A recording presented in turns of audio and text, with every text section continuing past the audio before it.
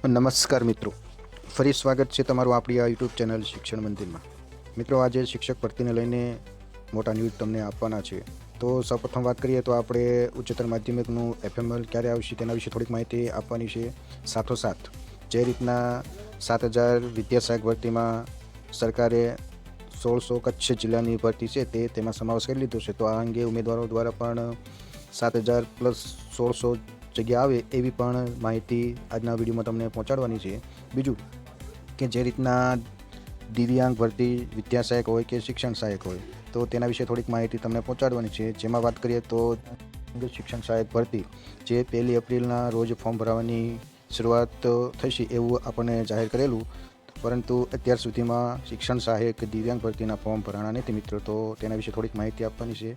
અને ખાસ દિવ્યાંગ ભરતી વિદ્યા સહાયકમાં તો આપણે જાણીએ છીએ કે વિદ્યા સહાયકમાં દિવ્યાંગો માટે જે ઘટ હતી તે 1 થી 8 ધોરણમાં જે ભરતી ફોર્મ ભર્યા હતા તો તેનું ફાઇનલ મેરિટ લિસ્ટ આવી ગયું છે. અને તેમાં લિસ્ટમાં કયા કયા ઉમેદવારો ક્યારે કોલ લેટર નીકળશે, ક્યારે જિલ્લા પસંદગી માટે હાજર રહેવાનું, તો તેના વિશે પણ આપણે જોઈએ તો પ્રથમ રાઉન્ડ જાહેર થઈ ગયો છે.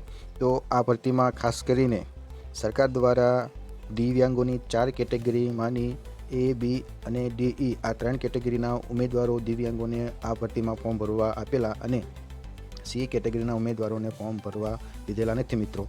તો તેમનો પ્રથમ રાઉન્ડનો આપણે જોઈએ તો પ્રથમ તબક્કો જાહેર થઈ ગયો છે. તો હવે બીજો રાઉન્ડ એટલે કે બીજો તબક્કો આપણે જેને C કેટેગરીવાળાને ક્યારે ચાન્સ મળશે તો તેના વિશે પણ તમને માહિતી આપવાની છે મિત્રો. તો આજના વિડીયોમાં આપણે આ તમામ માહિતી એક જ વિડીયોમાં મેળવવાની છે. તો વિડીયો પૂરો જોજો જેથી કરીને શિક્ષક ભરતીને લઈને ઉચ્ચતર માધ્યમિક FML અને વિદ્યા સહાયકમાં 7,000 પ્લસ 1600 જગ્યા બાબતે તેમજ દિવ્યાંગોની વિદ્યા સહાયક હોય અને શિક્ષણ સહાયક હોય તો તેના વિશે પણ માહિતી પહોંચાડવાની છે મિત્રો. બીજું કે વિડીયો પસંદ પડે તો વિડીયોને લાઇક કરજો, તમારા મિત્રો સુધી આ માહિતી પહોંચે એટલા માટે વિડીયોને શેર કરજો. અને વિદ્યા સહાયક હોય કે શિક્ષણ સહાયક હોય તો તમામ માહિતી મેળવવા માટે ચેનલને પણ સબસ્ક્રાઈબ કરી લીજો. તો જોઈએ મિત્રો. તો મિત્રો, તમે જોઈ શકો છો કે આપણે હિરેન રાવળ જે આપણે સંદેશ ચેનલના રિપોર્ટર છે તો એ આ શિક્ષક ભરતીને લઈને જે કાંઈ નવી અપડેટ હોય છે મિત્રો તે તેમના ટ્વિટર દ્વારા આપતા હોય છે.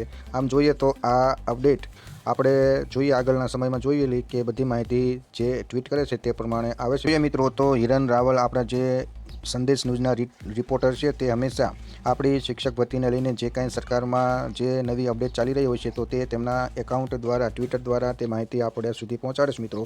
તો તેમણે આમ જોઈએ તો કાલે એક ટ્વીટ કરેલું અને એમાં જણાવેલું કે ઉચ્ચતર માધ્યમિક શાળા શિક્ષકોમાં 2 દિવસમાં આ FML જાહેરાત આવશે.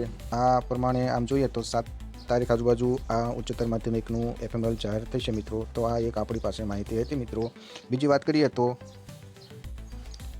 તો મિત્રો આપણે જાણીએ છીએ કે જે રીતના સરકાર દ્વારા કચ્છ જિલ્લામાં 1606 થી 8માં ભરતીની જાહેરાત કરેલી અને તેમણે વિદ્યા સહાયકની 7,000માં આ જગ્યા ગણી લીધી છે. અને ઉપરાંત તેમાં 1600 જગ્યામાં જે ઉમેદવાર લાગે તો તેમને આજીવન કચ્છ જિલ્લામાં જોબ કરવાની થાય છે. તો એવું પણ એમણે એક શરતી બહાર પાડી છે મિત્રો. તો આ સંધાનમાં જોઈએ તો હાલમાં જ ઉમેદવારો દ્વારા માનનીય મુખ્યમંત્રી ભૂપેન્દ્રભાઈ પટેલને એક અરજી કરેલી અને જેમાં આપણે વાત કરીએ તો આ ધોરણ 6 થી 8માં 7,000 સિવાયની જે કચ્છની 1600 જગ્યાઓ છે તે જગ્યા માટે ભરતી અલગ કરવામાં આવે. અને બીજું કે આ 7,000ની જગ્યા છે તે 7,000ની જગ્યા ભરવામાં આવે તો તેમાં 1600 કચ્છની જગ્યા અલગ પાડવામાં આવે ને મિત્રો. તો આ રીતે આમ જોઈએ તો ધોરણ 6 થી 8માં કચ્છની જગ્યા અલગ કરી આપવા બાબતે ઉમેદવારોની માંગ નીચે મુજબ છે. તો વાત કરીએ તો ધોરણ 6 થી 8માં 7,000 જગ્યાઓ અલાયદી આપવામાં આવે અને બીજું કે 6 થી 8માં કચ્છની ખાસ 1600 જગ્યાઓ ફાળવવામાં આવે મિત્રો. તો આ રીતે આમ જોઈએ તો 7,000 પ્લસ 1600 એમ મળીને કુલ 8,600 જગ્યાઓ આપવામાં આવે એવી ઉમેદવારો દ્વારા મુખ્યમંત્રી ભૂપેન્દ્રભાઈ પટેલને એક અરજી અને રજૂઆત કરી છે મિત્રો. તો આશા રાખીએ કે સરકાર ટેટ 2 વિદ્યા સહાયક ઉમેદવારો સાથે જે અન્યાય થઈ રહ્યો છે તો તેને ન્યાય આપે અને 7,000 પ્લસ 1600 જગ્યા એમ મળીને 8,600 જગ્યા ભરવામાં આવે એવી આપણે સરકારને રજૂઆત કરી છે મિત્રો. આ ઉપરાંત આપણે જોઈએ મિત્રો તો વાત કરીએ મિત્રો તો જે રીતના ગુજરાત હાઈકોર્ટના હુકમ પ્રમાણે ગુજરાતમાં જે તે વિભાગમાં દિવ્યાંગોની જે ઘટ છે તો તે ઘટ આ એક જ વર્ષમાં આ ભરવામાં આવે એટલા માટે તેમણે ઓર્ડર કરેલો છે. તો આમ જોઈએ તો જે રીતના શિક્ષણ સહાયક ભરતીમાં તેમણે 1 એપ્રિલથી આ ભરતી શરૂ થશે એવું તેમણે જાહેર કરેલું, પરંતુ કોઈ કારણોસર હજુ સુધી આ ભરતીના કોઈ જ ન્યૂઝ મળ્યા નથી મિત્રો. તો આશા રાખીએ કે જે રીતના વિદ્યા સહાયકમાં દિવ્યાંગોની ખાસ ભરતી શરૂ કરી દીધી છે અને હવે તેમના જિલ્લા પસંદગી પણ શરૂ થવાના છે, તો શિક્ષણ સહાયકમાં પણ દિવ્યાંગ માટેની ભરતી શરૂ કરવામાં આવે અને બની શકે તો 15/5 સુધીમાં આની જાહેરાત પણ આવી જશે મિત્રો. તો દરેક મિત્રોએ આ અંગે રજૂઆત કરવી પડશે. તો બસ મિત્રો, જે કાંઈ માહિતી હશે એ તમને ચેનલ દ્વારા જે આવશે તે પહોંચાડીશ મિત્રો. આ ઉપરાંત ખાસ વાત કરીએ મિત્રો, તો દિવ્યાંગો માટેની વિદ્યા સહાયક ભરતીમાં જોઈએ તો પ્રથમ તબક્કો જાહેર થઈ ગયો છે મિત્રો. તો એમાં વાત કરીએ તો 15/5/2025ના રોજ 3.5 કલાકથી મેરિટમાં આવતા તમામ ઉમેદવારો વેબસાઇટ પરથી પોતાના કોલ લેટર ડાઉન કરવાના રહેશે મિત્રો. અને આમ વાત કરીએ તો જિલ્લા પસંદગી પણ 10/5/2025ના રોજ શરૂ થવાના છે મિત્રો.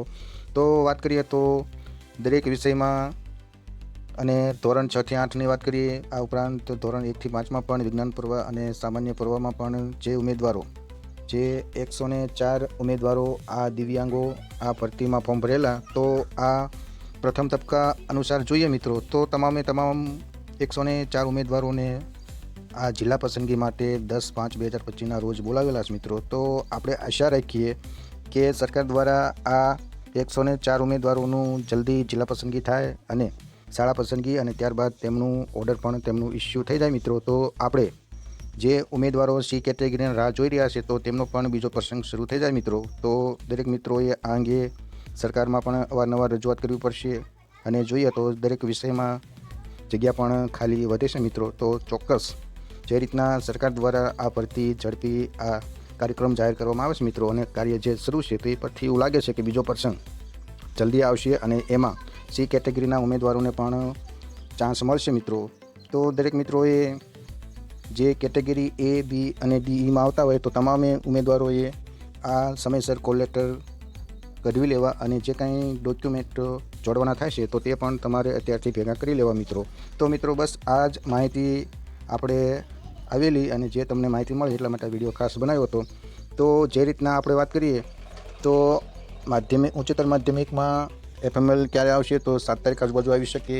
બીજું કે શિક્ષણ સહાયક દિવ્યાંગ ભરતી પણ 15 તારીખ આજુબાજુ તેના ફોર્મ ભરાઈ શકે મિત્રો. અને વિદ્યા સહાયકમાં દિવ્યાંગોની વાત કરીએ તો પ્રથમ તબક્કો જાહેર થઈ ગયો છે મિત્રો. તો એ પરથી એવું લાગે કે બીજો પ્રસંગ પણ ટૂંક સમયમાં શરૂ થશે મિત્રો. તો બસ મિત્રો, આ જ માહિતી આજના વિડીયોમાં તમારા સુધી પહોંચાડવાની હતી. આશા રાખું કે આ તમામ માહિતી તમને સારી લાગી છે. વિડીયો પસંદ પડે તો વિડીયોને લાઇક કરજો, તમારા જે તે ગ્રુપ ચાલતા હોય તો તેમાં શેર કરજો અને વિદ્યા સહાયક હોય કે શિક્ષણ સહાયક તો તેની તમામ નાની મોટી ડેલી અપડેટ મેળવવા માટે આ ચેનલને સબસ્ક્રાઈબ કરજો. મળીએ નવા વિડીયોમાં નવી માહિતી સાથે. જય હિન્દ, જય ભારત મિત્રો.